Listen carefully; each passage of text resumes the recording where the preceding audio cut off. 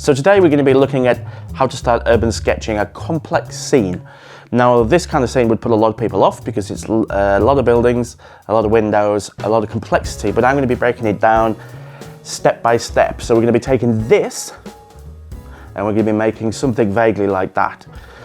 And I want to include some elements of people, some elements of colour. We're going to be going through shapes, shadows, values, some quite complex things, but it's going to be broken down into a step-by-step approach. So it should be fun and it should be simple. So I'm going to look at this scene before I start and just get a vague overview for things. I really don't want to burst out of the edge. And now I have, in the past few videos, drawn a pencil line around here to sort of denote where I don't want to go outside of. I'm not going to do it for this, but I am going to cut a couple of marks in just to remind myself. Okay, so what do we have here? Well, we have a veritable forest of traffic lights. I'd like to include some of them. They're quite fun. We have some structure. About a third of the way up, we have the bottom of the buildings. And actually, that central one goes up quite high to maybe there. And then we've got the Liver building in here. And then, is that the Cunard building? I can never remember. This is Liverpool, by the way. These amazing suite of old buildings from what I presume would be their sort of heyday of liners. It must be around 1900. I don't know, there might be earlier. Somebody will tell me in the comments. Beautiful sort of old-fashioned set of buildings. So yeah, a lot of vertical lines, an awful lot of detail. So how do you construct this? Well, you could construct it out of boxes. You know, you draw a box with the right perspective there and a box with the right perspective there, and then sort of fill in those boxes. So break it up into small chunks that you can eat. I'll just do this and go like, oh, well, that's vaguely like that. That's kind of like that. There's a line that comes up there. So what I'm doing is I'm just looking at each bit as I'm going and trying not to basically make the bit too big to force everything over. But if that happens, it sort of happens. I'm using my usual sort of continual line drawing method where I try and leave the pen on the paper as much as I can. And what you do is you fall into a rhythm eventually where you kind of just, I don't know, it becomes sort of slightly meditative. Now this style of drawing is you know, it's a very personal thing. I love it. I love it. I find it really liberating, just being super loose, super sort of gestural, not really worrying too much. See, even the marker's getting dry now. About lines. So what I'm going to do here is I've just noticed that there is a little bit of pavement that comes in here, so I'm going to add in a lamppost here. I'm just going to put it in like that. I'm not going to think too much about it, and I'm going to pretend that this is a traffic light, because there's a lot of traffic lights here at this junction. I just want to make a couple of these real heroes on the front there. Here we go, and then there's more pavements back here, but we're not going to concentrate too much on those because I put in a couple of those horizontal elements, but there is some trees as well actually, but they're not really very tree-like trees, they're quite small as well.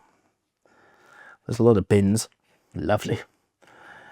Right, so a lot of these components of these buildings, there's an awful lot of vertical lines. So as I'm going along, I'm going to add in those vertical structures. Oh, I've drawn that porch already, but that doesn't matter.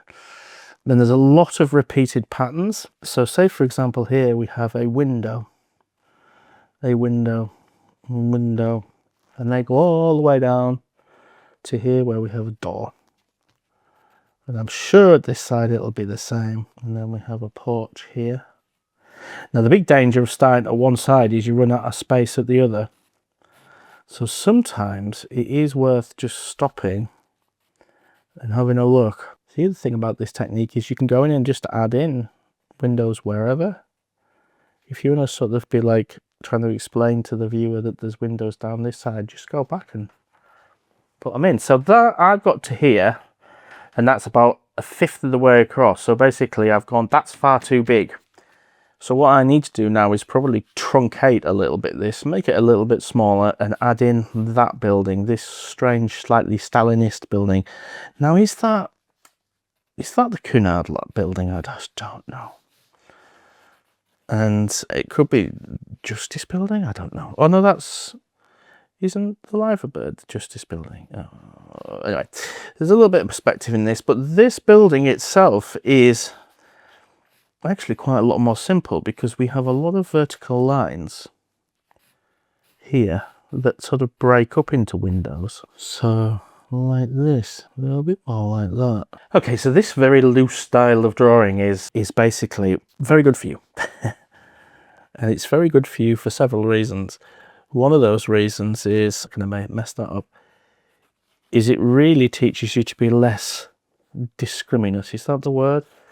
Less precious about the marks that you make, and it teaches you to value actually some of the more esoteric marks that you make, and it makes you realize how sort of sometimes repeated patterns of mess look a lot more interesting and a lot more accurate in a way than very, very particular drawing patterns or drawing of, you know, detail. And the reason why that is often is because as humans we have an innate ability to pick out from a lot of mess things we want to see. So say for example, if you did a big squiggle on the page and said to somebody, where's the face in that, the chances are if they looked at it long enough they would find a face, because they want to find a face.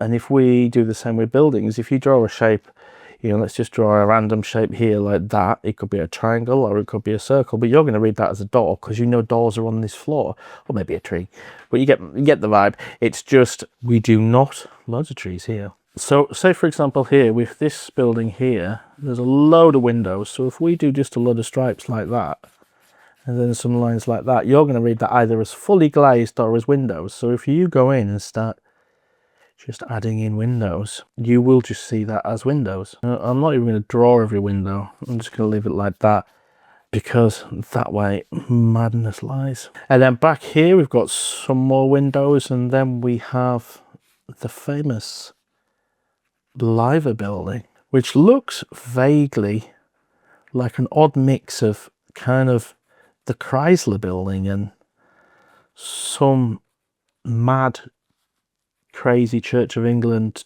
thing with the famous liver birds on. They look more like pelicans from here. Now we have this frontage here of the liver building that runs along there, and we're looking up into this domed corner here with an awful lot of windows on it. Okay, and then here finally we have another bit here with the clock on and those little domes, and then a little liver bird up there. Okay, so what do we have in the foreground here? Well, we have an awful lot of street furniture, an awful lot of lampposts. We have loads of traffic lights because there is obviously loads of junctions here. We have a road going here, another traffic light there. Let's just sketch some of those lights in. Right, so here what we're going to do is we're going to add in a junction here that isn't there. I'm going to add in a person that isn't here. I'm going to add that person in. I'm also going to add in some people here as carrots, because I'm crazy that way. Just some abstract shapes. There we go. Super loose drawing. Right, so before I put some paint on that, I'm going to get my big chunky Fude pen, and I'm just going to add in some thick lines around some of the stuff that's in the foreground. So we have a pen here. I mean a pen? What am I talking about? We've got a traffic light here. We've got a person here. And then what I might do actually is I might just put in some people like that here. I've got this, oh, I'm splattering ink everywhere. I got this figure here, and purposefully here, just trying to be really loose, almost like abstract. I'm really trying to be really kind of just like gentle. Let's put in some of these traffic lights. And then we have this one person here, and for some reason they're wearing the world's weirdest hat. I'm going to actually flesh out their trousers a bit more for once. And that is an extended hand, or I'm not sure what that is. Okay, I quite like the line work on that. I quite like the dark, the food pen in the foreground. I think that's quite fun. What I'm going to use before I finish the line work is I'm going to just use that food pen here, and I'm going to go and draw in some of these windows. Now I'll show you how I do that. Is I literally just draw some solid lines like this, and when it's a repeated pattern you can just go down like that, and because it's a fixed width it does give quite a nice effect. So what you're doing, you're just looking for some areas where you have those lines and then sort of just put them in. You don't want to do them all, you just want to do a sort of almost like a sensation of, you know, a hint at them. So here we have these. As you can see, I'm getting quite inky, but that's because I'm working so fast and just being really quite loose. And again, there's all sorts of funny little marks up here on this tower thing. Now, when it comes to these sort of areas where you have lots of repeated windows, I'm going to clean that a bit. You can actually cover the ground quite quick. Just jump, jump, jump, jump, jump, jump, jump, jump, jump, jump, jump, jump, jump. It doesn't really matter if you miss one or they're not perfectly aligned. You're kind of going to get the vibe, really. I can't stop saying vibe. I'm nearly 50, for God's sake. Right, so finally I'm going to actually use my Flex Nib fountain pen here, which is one of my wetter ones. And I'm going to attempt to put a line all the way around the outside, but as you can see already, it's failed. Right, I'm just going to try and do a bit of an abstract fatter line around the outside, but not be too precious about it. Add to the sort of slightly graphic quality of the sketch. I quite like that. It's like some kind of Tower of Sauron. That we have started playing a lot of Monopoly in our family, the old school version with the kids. I don't understand quite how they have the patience for it, because some days it drives me up the wall. But anyway, we have this thing where we will play the Lord of the Rings version. We've inherited, for some reason, loads of different versions of people. Never really being big players ourselves. And we've been playing the Lord of the Rings version. And it's so funny how there's one card and it says, "The eye of Sauron is upon you. Pay £150 or something." But our kids always read it as "The eye of Saffron is upon you," which gives me so much joy. So I can't think of Sauron now from Lord of the Rings without thinking of some kind of new age version called Saffron, who's rebranded and is teaching yoga in like California, spreading evil in a very different sort of way. Right, I just want to pop in a bit of an interlude here and say, if you're watching this on YouTube, please do like, subscribe, drop a comment, it's all free. Now, if you want some more detailed videos and some more exclusive content, head over to my Patreon, where you can get access to a community where you can post your images and I'll comment on them and other people will comment on them, and it's a nice little community, but it also gives you access to the full extended videos. So as you can see from this fast, crazy sketch, it's messy. If you look here, you know, I've caught some ink and I've spread it about, but that's part of it. Doesn't bother me any. Right, time for a sip of tea. So what I've got here is some blobs of colour in the foreground, and I've got all this in the background. So what I'm going to concentrate on is sky, and then some shadow in this mess. And the shadow that's in the mess will really help to pop it, give it form. So what we're going to do is we're going to do sky in one colour, sky in one go.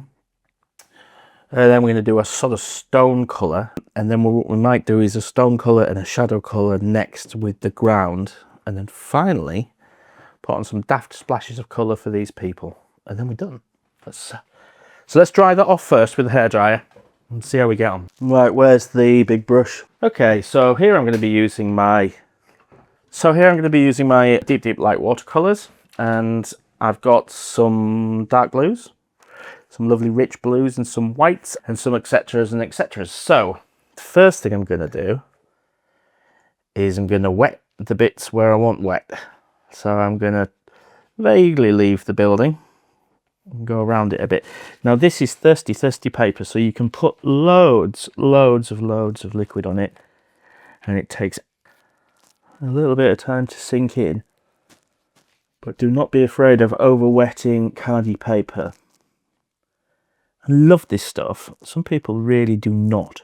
And I get that. I think it's just one of those ones that I used it a lot when I was playing with ink and got really into urban sketching probably about 5 years ago, when I sort of, from doing more conventional designy sketches and stuff, and I really loved that. You still enjoy using it today. Right. Now, they do say one of the things that you can look for with watercolor paper is when it's ready to sketch, you look at it and it's when it starts to lose that gloss. I don't know whether you can see that with the lighting that I've got, but I can tell as I look flat along it, and it's when it goes from being super glossy to being slightly matte, and that means that the water is basically sinking in. And once you get to that stage, I never really bother about it wrinkling up. It doesn't really bother me because I pick it up and move it around and have a play with things that way. So the first thing I'm going to do is I'm going to drop in that lovely rich blue. So I'm going to go in and use some of this deep light primary blue, which is such a fantastic colour, and you can be pretty bold with it. And I do like some bold colours. So I'm looking at the picture and I'm thinking, where is the blue in the picture? Well, there's some down here and there's some here. All right. And then there is a few sort of spots of it here, but not much. It kind of just little drops and drabs. And then there's some more in the background, but as is typical, it's a lot paler and it's not as blue. So I'm going to mix a little bit of this forget-me-not colour, which is much paler, as you come down here. And that also gives some sense of sort of perspective, which is quite nice. Like that. Now amongst that blue, there is some white and there is some grey. Now the white is what's there already. We can't really do a lot about that, but we can do the grey. Now you noticed before I mixed this blue. So what I can do now is take a little bit of brown. In this case, I'm going to try some light umber. And I'm going to mix that in with this blue, and that is going to give me a lovely grey. Now you could use your own Payne's grey, which is basically this, or you could use an ivory black and dilute it. But one of the things that's beautiful about using this technique to make your own greys is it's a mixture of grey and blue. So there's blue in there anyway, so it kind of creates this almost semi-transparent effect, really. So it's kind of doing a lot of the heavy lifting watercolor wise for you. Let's just drop a little bit on there like that. There we go. Don't be afraid to drip it on if you need to. Now as that dries out as well, it will change its values. You know, it will become slightly more one than the other. And again, I'm going to drip a little bit on up here. Oops, I dripped a bit of water on there. I didn't want to do that, so just use my tissue and I'll pull a little bit of that. Okay, try not to have too distinct a line, and then this can run up through there. So I mean, we're not far off, are we? Might just mix a little bit more. There we go, a little bit more pigment in. Here we go. So we've obviously got a little bit there extending over there. If you want to get rid of that, fold your tissue into a line and then press onto there and it will pull that off. And likewise, if you want to pull it off up there, if that's distracting you, just do the same. So that's the sky done. So really, before I put the shadow on the building now, or the first layer of stone colour on the building, I'm going to take a little bit of this brown, this not brown, what's it called? Grey that I mixed up here. And I'm just going to put that on the painting again here for this road colour. Try and miss out some of these forms here, but I'm not going to be too fussy. I love painting like this where it's just really dauby. It's so much fun. And you know, with watercolour we have this idea that it shouldn't be like this, but it can be exactly whatever you want it to be. Now I noticed up here we have some buildings, so if you wanted to show those buildings, you could get a little bit of this light umber and just put a suggestion of them in here like that. And you could do the same over here if you want, if there was a building and you wanted to show it. Now it's the same with the, you know, with these trees. You could go in and just take a little bit of the green and just drop it in. I probably won't do that, or if I do, I'll do it later when I put in like these road signs and things. But I think that's fine now for the sky. So let's dry that off and then we'll concentrate a bit on the building. So I just wanted to put in some tones for the actual building itself. Now, like I often say when it comes to doing buildings, is you want to be putting like a flat colour in. Now here I'm going to choose a very light grey. Even water it down a bit.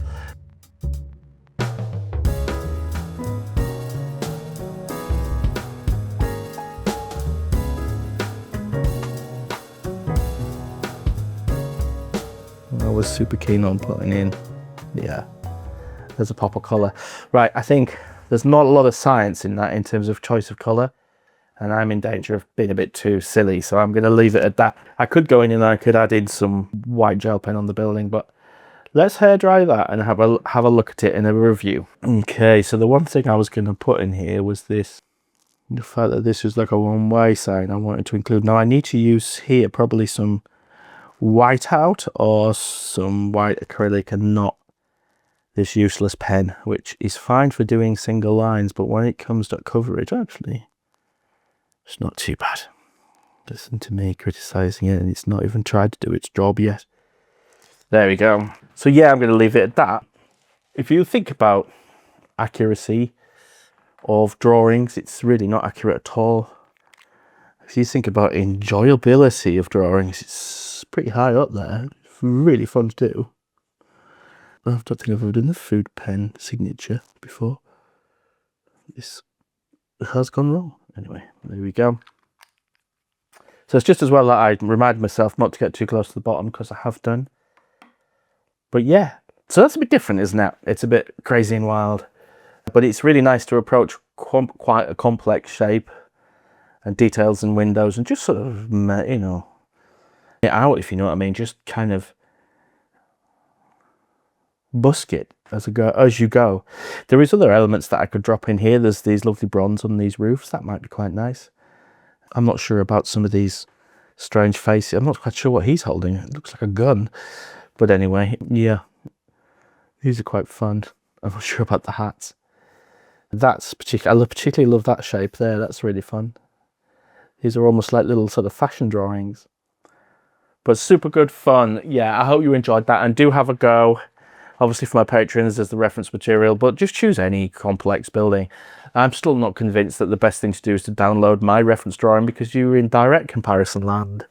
And actually probably what you want to do is choose a different one so that you can apply exactly the same technique and some of those ideas, but to your own drawing, because then you don't have that weird comparison thing that we all get. Guilty of it myself. I'm really desperately trying not to put any shadows under these people, because I've got a bit of a pet hate about that. Because they don't have shadows under them, they're floating, and then it just looks so weird. Yeah. Stop it. Anyway, there you go.